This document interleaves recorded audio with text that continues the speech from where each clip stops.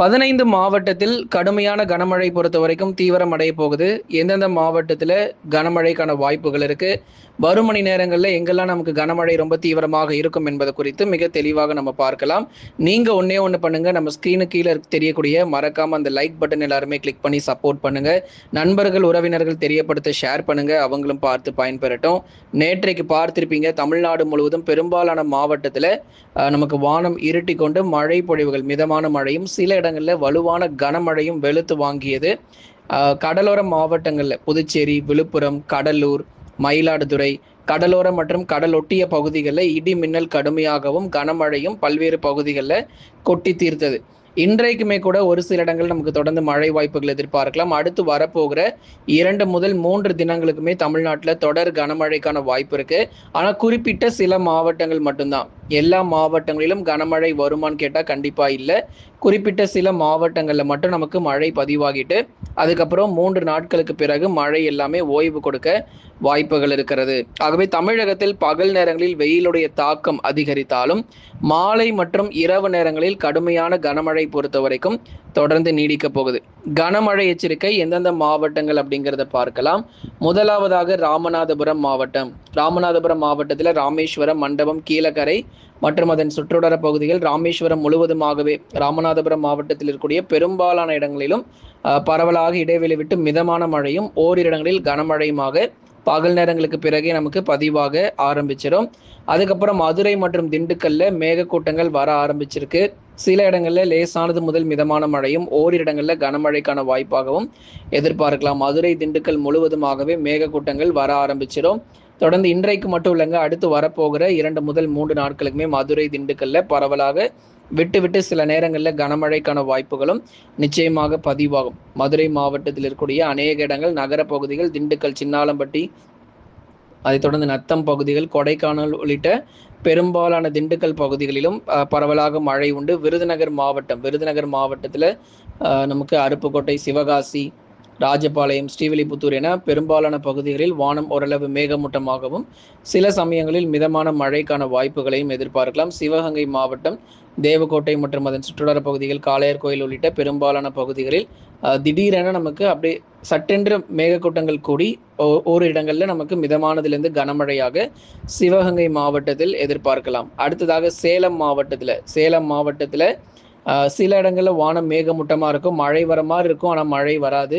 ஆனால் சில பகுதிகளில் பார்த்திங்கன்னா மிதமான மழை பதிவாகக்கூடும். சேலம் மாவட்டங்களில் மிதமான மழை பொறுத்தவரை பகுதியாக சில இடங்களில் பதிவாகிறதுக்கான வாய்ப்புகளையும் எதிர்பார்க்கலாம். சேலம் மாவட்டங்கள் முழுவதுமாகவே பரவலாக கனமழை பொறுத்த வரைக்கும் தீவிரமடையும். ஓரிரு இடங்களில் விட்டு விட்டு நமக்கு கணிசமாக நமக்கு மழை வாய்ப்புகளையும் எதிர்பார்க்கலாம். அடுத்ததாக விருதுநகர் மாவட்டம், சிவகங்கை மாவட்டத்தை தொடர்ந்து சேலம் மாவட்டங்கள் பற்றி நம்ம பார்த்தோம். இதுவரை சொன்ன மாவட்டங்கள் எல்லாமே நமக்கு உறுதியான மழை பொழிவுகள் கண்டிப்பாக கிடைக்கும். நாமக்கல் மாவட்டத்தில் மோகனூர், ராசிபுரம் மற்றும் அதன் சுற்றுவட்டார பகுதிகளிலும் சட்டென்று மேகக்கூட்டங்கள் கூடி ஓரிரு இடங்களில் நமக்கு பரவலாக மிதமானதிலிருந்து கனமழை மட்டும் எதிர்பார்க்கலாம். கள்ளக்குறிச்சி மாவட்டத்தினுடைய மேற்கு பகுதி சின்ன சேலம், அதேமாதிரி சேலம் மாவட்டத்தினுடைய கிழக்கு பகுதி ஆத்தூர், தலைவாசல், கள்ளக்குறிச்சியில் இருக்கக்கூடிய தியாகதுர்க்கம், சங்கராபுரம் உள்ளிட்ட இடங்களிலும் பரவலாக நமக்கு மிதமான மழை பொழிவுகள் ஓரிரு இடங்களில் எதிர்பார்க்க முடியும். அடுத்ததாக தேனி மாவட்டத்தில் வானம் மேகமூட்டமும் மிதமான மழை தொடரும். தேனி மாவட்டம், கம்பம், பெரியகுளம், போடிநாயக்கனூர் போன்ற இடங்களில் தேனி மாவட்டங்களில் பகுதியாக மிதமான மழை வரைக்கும் எதிர்பார்க்கலாம். அடுத்ததாக கோயம்புத்தூர் தெற்கு பகுதிகளான வால்பாறை, சோலையாறு, சின்ன கல்லாரில் மட்டும் கனமழை எதிர்பார்க்க முடியும். மற்ற இடங்களில் வானம் மேகமூட்டமும் மிதமான மழை மட்டுமே கோயம்புத்தூர் தெற்கு பகுதிகளில் எதிர்பார்க்கப்படுது. அப்போ இதெல்லாம் தான் இந்தந்த மாவட்டங்கள்லாம் தான் இன்னைக்கு நமக்கு மழை பொழிவுகள் நிச்சயமாக நமக்கு பதிவாக போகுது.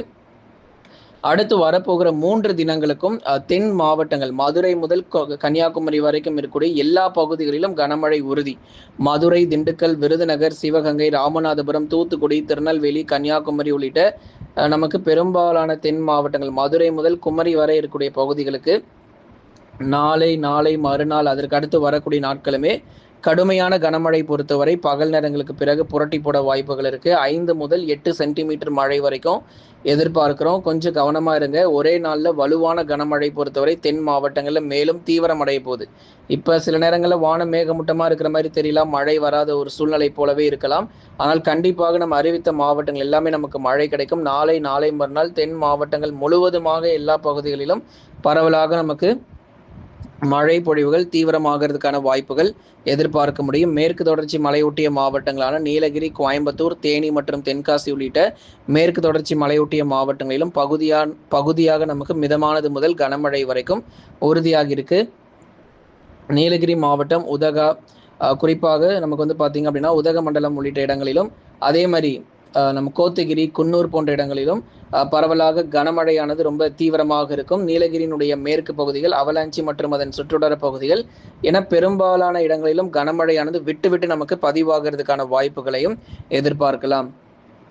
ஆகவே தென் மாவட்டங்களிலும் மேற்கு தொடர்ச்சியிலும் அடுத்து வரக்கூடிய 3 தினங்களுக்குமே கனமழை உண்டு. தென்காசி மற்றும் கன்னியாகுமரியிலும் அடுத்து வரக்கூடிய 3 தினங்களுக்கும் பரவலாக மழை வாய்ப்புகள் எதிர்பார்க்க முடியும். அடுத்ததாக வட தமிழக கடலோர மாவட்டங்கள். வட தமிழக கடலோரத்தில் சென்னை, திருவள்ளூர், காஞ்சிபுரம், செங்கல்பட்டு, விழுப்புரம், கடலூர், புதுச்சேரி மற்றும் காரைக்கால், கள்ளக்குறிச்சியில் வானம் ஓரளவு மேகமூட்டமாக இருக்கும். பகல் நேர வெப்பநிலை ரொம்பவே தீவிரமடையும். வட தமிழக கடலோரங்களில் பெரும்பாலும் வந்து பார்த்தீங்கன்னா நமக்கு அதிகபட்சமாகவே ஒரு மிதமான மழை இல்லை, ஒரு லேசான மழை மட்டுமே பதிவாகிறதுக்கான வாய்ப்புகள் இருக்குது. வட தமிழக கடலோர பகுதிகள் சென்னை, திருவள்ளூர், காஞ்சிபுரம், செங்கல்பட்டு, விழுப்புரம், கடலூர், புதுச்சேரி மற்றும் காரைக்காலில் சில சமயங்களில் மிதமான மழை வந்து பதிவாகும். பெரும்பாலும் பகல் நேரங்களில் வெப்பநிலையானது அதிகரித்து காணப்படும். மயிலாடுதுறை, நாகை, தஞ்சை, திருவாரூர், அரியலூர், பெரம்பலூர், திருச்சி மற்றும் புதுக்கோட்டை உட்பட டெல்டா மாவட்டங்களில் மழையினுடைய தீவிரம் கடந்த 4-5 நாட்களாக நீங்கள் பார்த்துருப்பீங்க. விட்டு விட்டு நிறைய இடங்களில் மழை வந்திருக்கும். இனி வருகிற நாட்களிலும் டெல்டாவில் வந்து மிதமான மழை மட்டும் தொடர வாய்ப்பு. அதுவும் வந்து நீண்ட நேர மழையாக இல்லாமல் ஒரு குறுகிய நேர மழை பொழிவு மட்டும் டெல்டா மாவட்டங்கள் கடலோர பகுதிகளில் எதிர்பார்க்கலாம். சென்னை முதல் புதுக்கோட்டை வரை இருக்கக்கூடிய அனைத்து கடலோரங்களிலும் பகல் நேர வெப்பநிலை ஒரு பக்கம் அதிகரிக்கும். அதே சமயங்களில் மாலை அல்லது இரவு நேரத்தில் பகுதியாக மிதமான மழை பொழிவுகளும் ஓரிரு இடங்களில் மட்டுமே நமக்கு வந்து இருக்கும். எல்லா இடத்துலையும் மழை வரதுக்கான வாய்ப்பு தமிழ்நாட்டில் இனி கிடையாது. நாளுக்கு நாள் மழை இருக்கும், ஆனால் அது வந்து பகுதியாக தான் இருக்கும். அதனால தான் இப்போ இன்னைக்கு நம்ம பெய்யக்கூடிய மழை வரக்கூடிய மாவட்டங்களுடைய பட்டியல் நம்ம சொல்லியிருந்தோம். வருகிற மாலை நேரங்கள், இரவு நேரங்கள் எல்லாமே இப்போ நம்ம அறிவித்த மாவட்டங்களில் கண்டிப்பாக நமக்கு மழை கிடைக்கும். அறிவிக்கப்படாத மாவட்டங்கள் சற்று பொறுமையாக இருங்க. நிச்சயமாக அடுத்து வரக்கூடிய 48 மணி நேரத்திற்குள்ள நமக்கு மழை பொழிவுகள் அதிகரிக்கக்கூடும். அதிகரிக்கும் வெப்பநிலை எங்கெல்லாம் நமக்கு பகல் நேர வெப்பநிலை வந்து அதிகமாக இருக்கும் அப்படின்னா தமிழ்நாடு முழுவதுமாகவே எல்லா மாவட்டங்களிலும் பகல் நேர வெப்பநிலை மீண்டும் தீவிரமாகி அதன் பிறகு மாலை மற்றும் இரவுல கனமழையானது கொட்டி தீர்க்கும்.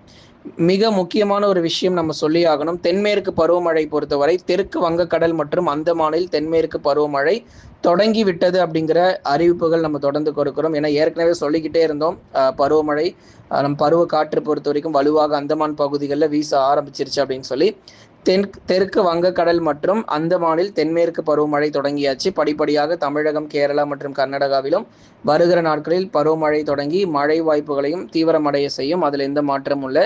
கடந்த 24 மணி நேரத்தில் பெரும்பாலான மாவட்டங்கள் மேக்சிமம், அதாவது அதிகபட்சம் 80-90% வரைக்கும் மிதமான மழையும் 10% பகுதிகளில் ஒரு கனமழையினுடைய தீவிரமும் கடந்த 24 மணி நேரத்திலும் பதிவாகி இருக்கிறது. அதை நம்ம பார்த்தோம். நேற்றைய தினங்களில் உங்களுக்கு நம்ம அறிவிப்புகளை கொடுத்திருந்தோம். தமிழ்நாட்டில் இருக்கக்கூடிய எல்லா கடலோர பகுதிகளுமே நேற்றைய தினங்களில் பரவலாக மழை கிடைச்சது. தொடர்ந்து இனி வரும் நாட்களிலும் உறுதியான மழை கிடைக்கும். நண்பர்களே, லைக் பண்ணுங்க, மறக்காம சப்ஸ்கிரைப் பண்ணி தொடர்ந்து சப்போர்ட் பண்ணுங்க.